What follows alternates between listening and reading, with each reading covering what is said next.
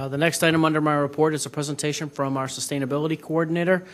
Sarah Coulter is going to talk a little bit about anti-idling when it comes to your vehicles. Before you do, Sarah, let me just point out that we have here on the dais tonight the award that we received, the Governor's Sustainability Award. Village Park Forest was honored. I think there were 6 governmental entities, some park districts, some municipalities that received this award this year. So we're quite glad that the good work that you're doing is being recognized at the state level. Well, thank you so much for having me here again to present. Again, this is my monthly sustainability moment. We're going to talk a little bit about anti-idling, which is a pretty vast topic, but it's very pertinent because, as most of you know, it is really cold out there, and a new trend that a lot of people are taking part in is the remote start. And the remote start is a great invention because when you start your car and you get out to it, it's very warm. But depending on when you start your car is the key part. I have a mother who has many friends who live in northern Wisconsin, and they start their cars and sometimes forget about it, and they've been idling for half an hour, an hour sometimes.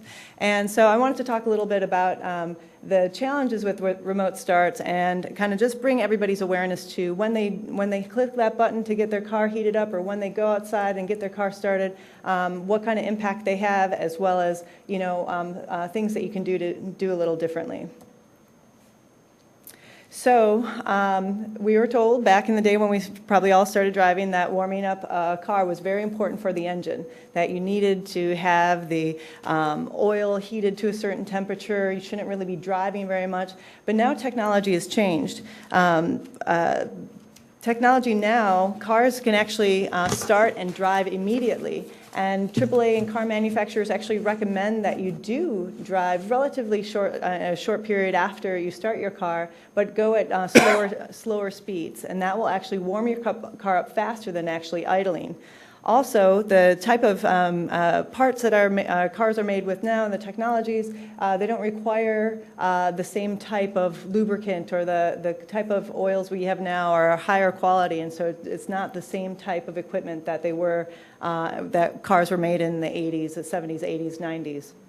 So warming up a cold engine is not necessarily part of that anti-idling, or part of that idling component. So, of course, I'm going to mention a little bit about exhaust and how it stinks. And, of course, when we talk about anything that I work on is typically about sustainability in the three-legged stool. And I kind of pulled out the anti-idling policy, or the idling situation, and pulled it into the environment, the health, and expense, including longevity. And, of course, the environment, anytime your car idles, you're putting off pollutants and greenhouse gases, and such as nitrous oxide, carbon monoxide, carbon dioxide, and many other chemicals. These chemicals that are put out by your exhaust are not only damaging the environment, it's also causing health problems. Health problems such as respiratory, like asthma, lung damage. There's actually links to heart disease and low birth rate babies, and of course cancer. Expense is another thing that you should consider when idling, is that for trucks or diesel cars, 1 gallon of fuel per hour is used in idling. Now, you think, well, who's letting their car or truck idle for an hour? But it's putting those minutes together. And putting those minutes together could be warming up your car in the morning. It could be sitting at a stop sign or a stop-and-go light. It could be while you're picking up your children. A number of those different minutes coming together waste about 1 gallon of fuel. And then, of course, longevity, the fourth leg of the stool. A lot of times when your vehicle idles, it actually puts more wear and tear on your engine because it's functioning without actually functioning. So what about car exhaust? So, of course, pollutants aren't good for anyone to breathe, but they're especially harmful for children. So the pollutants are, kids are more vulnerable to pollutants in car exhaust because their lungs are still developing. They actually breathe faster than adults, and then they actually breathe more, about 50% more air per pound of their body weight than adults do. And I bring this up because one of the places that most people idle are when they are picking up or dropping off children from school. So there are a lot of schools in surrounding communities that have worked on anti-idling campaigns around their schools just for the sake of the health of their children. Oak Park is one of them. The actual students actually ran their own campaign to reduce idling in their community. So asthma facts. So asthma being one of the key detriments of idling. Lots of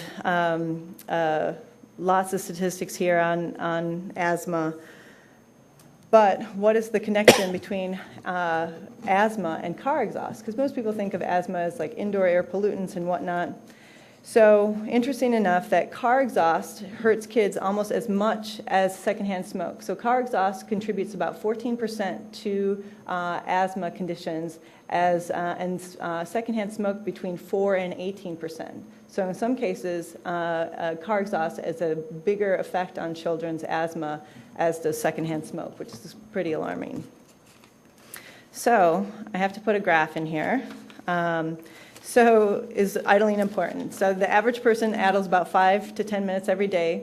If we work on reducing that by 5 minutes, we'll save about 10 gallons of gas not being burned for a small car, $30 annually, and about 220 pounds of CO2 not emitted into the atmosphere.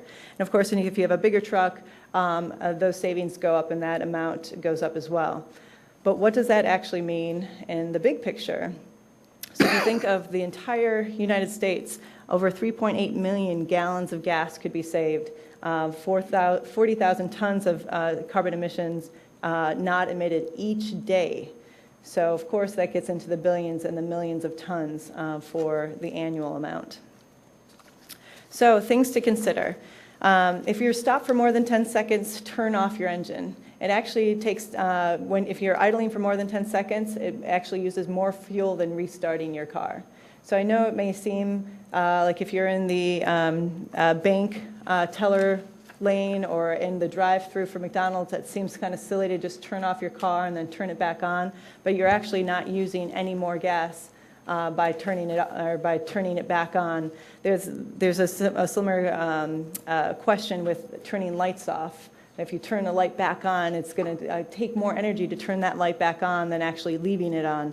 The same thing is with idling. So turn off your car if you're idling for more than 10 seconds.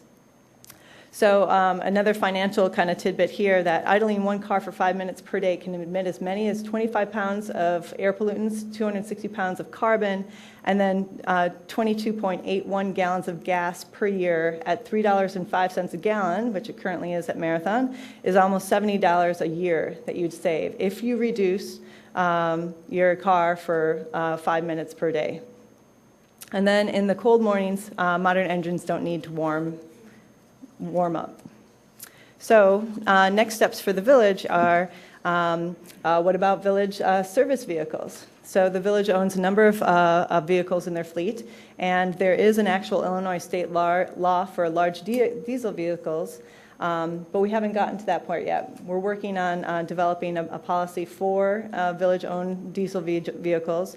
Another question comes up about emergency vehicles and whether or not they should be allowed to idle or if they are needed to idle. And there's a lot of studies and products that are out there that actually can reduce the amount of idling, save the number of gallons of gas used during idling, and have big savings over the years. So likewise, kind of following in steps is contractors doing work on behalf of the village, and then of course school buses in school zones. So there'll be more coming on that in the future. And then the big remember, 10 seconds. If you're stopped longer than 10 seconds, consider turning off the engine and restarting it when you're ready to go. Idling gets 0 miles to the gallon. And that's all I have. So if you have any questions, I'd be happy to take them. So what should I do with my remote starter now that I can't use it? Well, you can start it, but like, don't start it before 5 minutes. Okay. That's it. 5 minutes, Very not good. 10 minutes. Thank you, sir. Any questions from anybody for Sarah? Okay. I'm sorry, we don't allow audience questions for our reports, but you can speak during the audience portion. Okay. Returning now to the manager's report. Sure. Okay, thank you, Sarah.